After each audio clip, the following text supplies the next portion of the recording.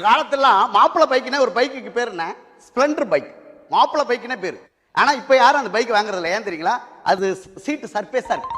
எவ்வளவுதான் பிரேக் எடுத்தா அந்த பொண்ணு கிட்ட வர மாட்டேங்குது. Oh my god. இப்பெல்லாம் அப்பாச்சி பல்ஸ். இவன் ஃபர்ஸ்ட் ஃப்ளோர்ல இருந்தானா அவன் செகண்ட் ஃப்ளோர்ல இருக்கா.